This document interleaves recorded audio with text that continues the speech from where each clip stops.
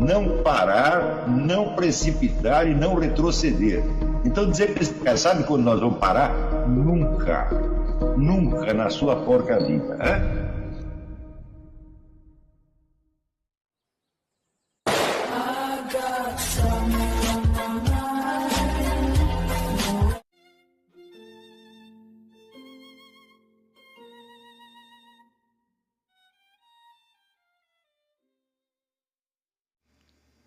E aí pessoal, tranquilo? Então vem aqui antes do vídeo começar, pedir para vocês se inscreverem, quem não for inscrito, compartilhar, curtir, comentar. Quem puder seja membro do canal, que isso ajuda bastante. Tem também o link do Apoia-se. Quem puder ajudar nosso canal e apoiar financeiramente vai ser muito bem-vindo.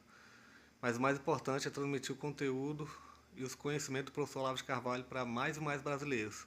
Então compartilhe e ajude aí nossa causa.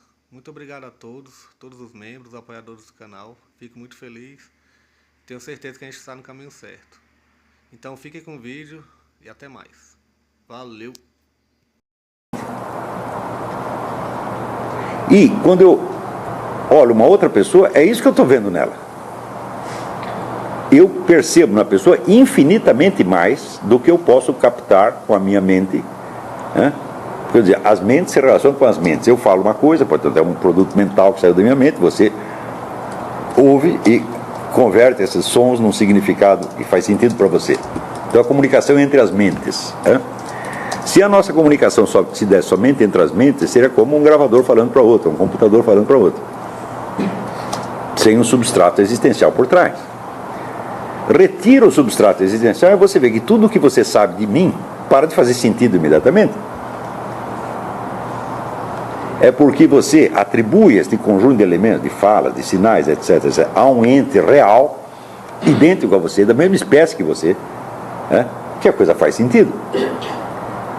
Então, podemos dizer que 99,9999% do que nós sabemos é conhecimento por presença. O conhecimento mental é só uma fagulhinha. Quanto intensamente você pode acessar o eu substancial de outra pessoa, de outro ser? Integralmente, na mesma medida que você pode acessar o seu. Mas você não consegue traduzir mentalmente. É?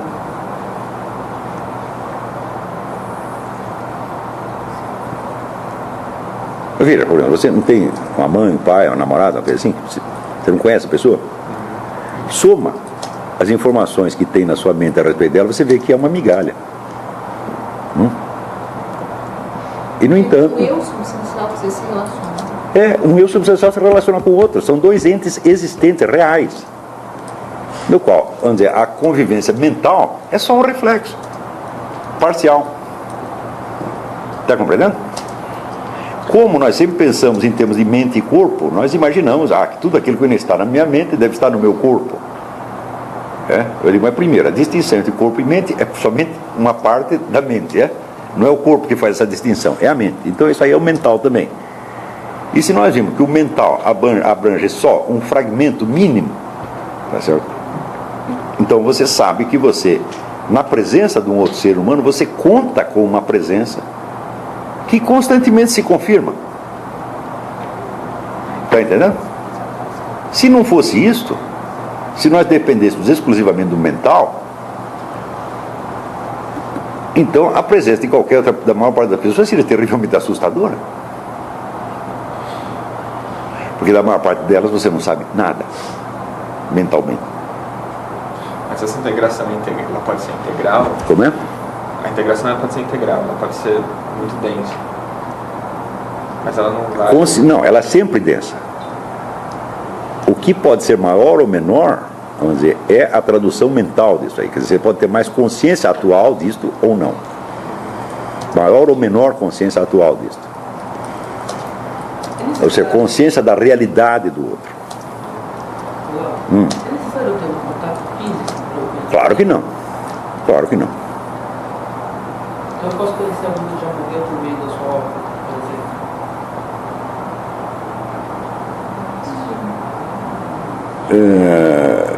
Isso aí me parece evidente,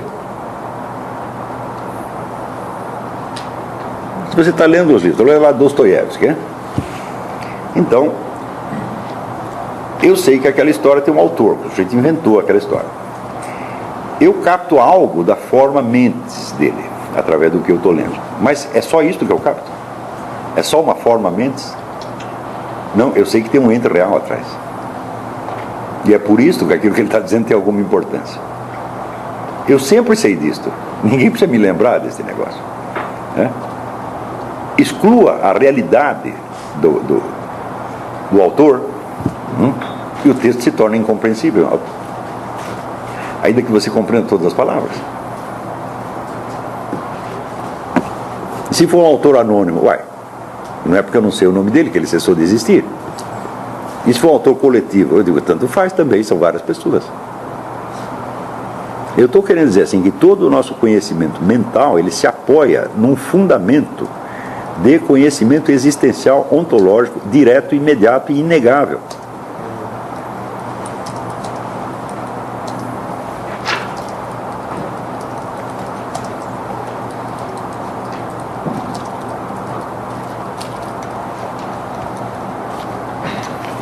Agora, nas discussões científicas, filosóficas, acadêmicas, o que acontece? Geralmente só se leva em conta a parte mental. E isto, vamos dizer, é origem de inumeráveis e insolúveis confusões.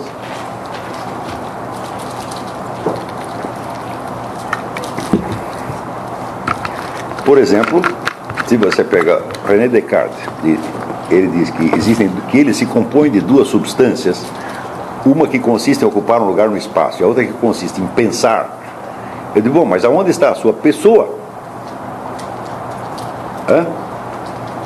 A sua pessoa é apenas uma fusão de uma coisa, um encontro de uma coisa com outra num determinado lugar do espaço? Ou seja, você não existe, só existe o seu corpo e a sua mente. Então, quer dizer, René Descartes pode escrever isso num livro, ele pode ensinar isso, mas ele não pode acreditar nisso um único minuto. Ele sempre acreditou que René Descartes existisse. Está entendendo? Mas esta consciência do conhecimento por presença não se incorpora na obra dele. Assim como acontece em inúmeros outros filósofos modernos. E pior, à medida que se aprimoram os instrumentos de discussão acadêmica, esta separação entre o ser e o conhecer se torna ainda mais profunda e mais intransponível. Sim. Não se incorpora porque justamente é incomunicável. Porque é uma coisa que não pode ser pensada, ela só pode ser admitida e reconhecida. Mas veja, tem uma infinidade de conhecimentos que são assim. Eu digo, por exemplo, para você, prove para mim que nós estamos aqui. Não tem como. Eu lhe pedi uma prova. O eu substancial também é evidente, mas não tem prova. Porque toda prova é o que? É um produto mental. Você não pode fazer isso caber dentro do seu esquema mental, onde você tornar-se objeto de prova.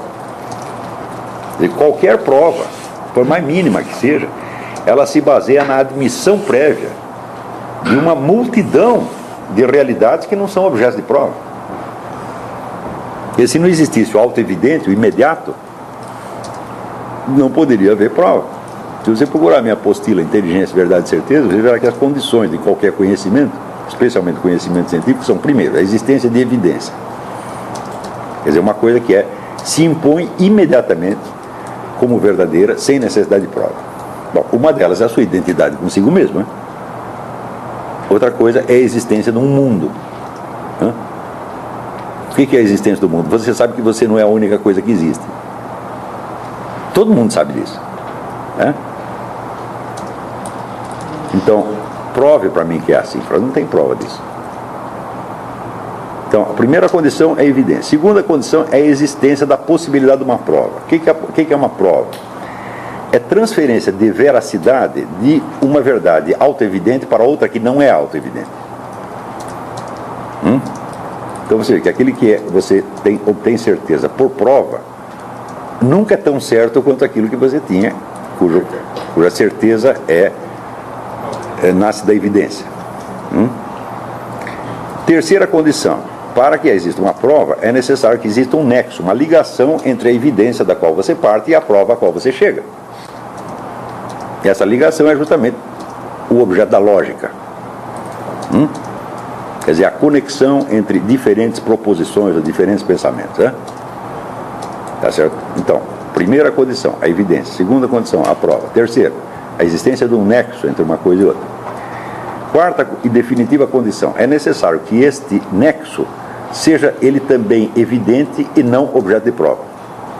Porque se ele for objeto de prova, então, para você provar que uma proposição tem ligação com a outra, tá certo? Você precisa provar que a ligação existe, você vai precisar de outra prova, e outra prova, e outra prova, e não vai terminar mais.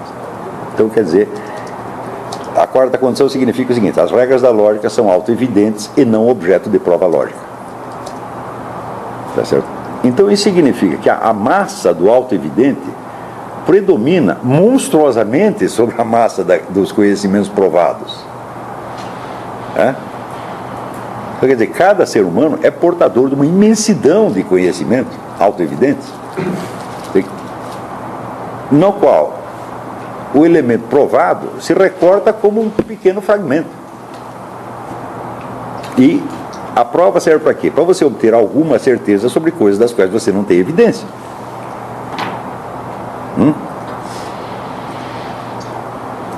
Então, eu vejo, por exemplo, que as faculdades de filosofia se ocupam em ensinar lógica para as pessoas, né? Mas não se ocupam em ensinar o reconhecimento do autoevidente. Então estão ensinando só o complemento e não a substância da coisa, né? Por exemplo, o reconhecimento do evidente. Isso eu chamo o método da confissão. Quer dizer, você reconhecer o que você já sabe. Não se preocupe se você pode provar isso para uma outra pessoa ou não. Então, cada um de nós sabe uma multidão de coisas. Você sabe que você é você mesmo, você sabe que você está num mundo, você sabe mais isso, mais aquilo, mas assim, não termina mais, né? A maior parte disso você não pode provar para ninguém. Mas você usa a prova, não para você provar uma coisa para o outro, mas principalmente para você conjecturar algo a respeito daquilo que você não conhece, que você não está vendo, que você não teve acesso direto.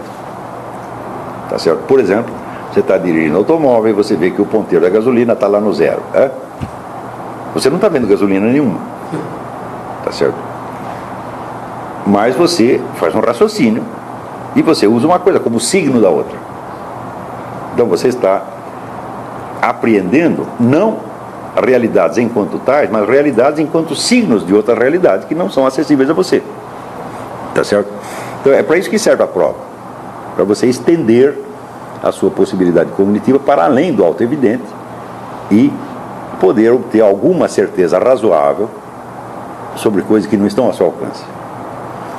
Então a prova só serve para complementar, para colar certos pedacinhos do imenso mundo das evidências. Ora, acontece que nos diálogos acadêmicos, intelectuais, filosóficos, etc., o pessoal inverte a hierarquia disso e considera que a prova que é o importante.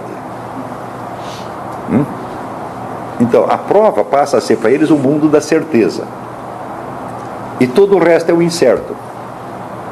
Eu digo, mas escuta, mas o mundo da prova só se constitui daquilo que você não tem evidência. Então a prova é sempre um conjunto de esquemas verbais para completar o mundo das evidências. Então,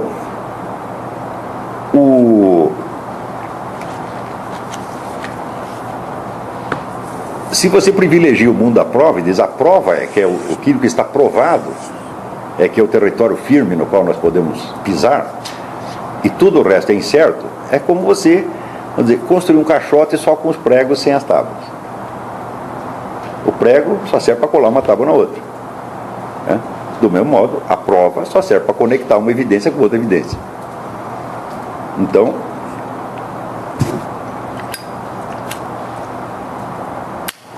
é como então você tem um corpo que só tem as articulações sem os ossos. É claro que isso é uma deformidade mental monstruosa. Mas por que as pessoas fazem assim? Porque a prova é aquilo que é eminentemente comunicável. E as evidências não são comunicáveis. Né? Eu só posso comunicar a evidência através de um signo que, por sua vez, cuja conexão com a evidência não é evidente à primeira vista. Mas a prova eu posso fechar dentro de um esquema verbal e transmitir para a pessoa de maneira que ela possa refazer o mesmo raciocínio. Então, a prova, sendo comunicável, é o que é objeto de consenso. É onde todos concordam. Então, por esta prodigiosa inversão da realidade, somente aquilo no qual todos concordam é admitido como realidade. Mas é claro que o círculo, o conjunto daquilo em que todos concordam, é mínimo. Então, aí se produz a mais maravilhosa inversão. O mundo não existe, a realidade não existe, só existe aquilo no qual os acadêmicos têm que formar um consenso. E nós somos obrigados a viver dentro dessa porcaria.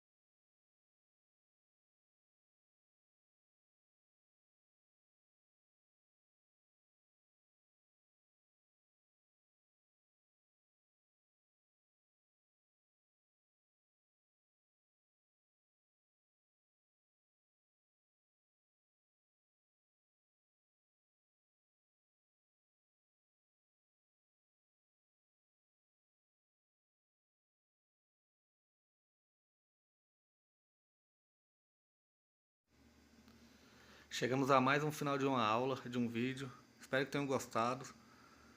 Quem não se inscreveu ainda, se inscreva, compartilhe, comente. Ajude o nosso canal, apoie, seja membro.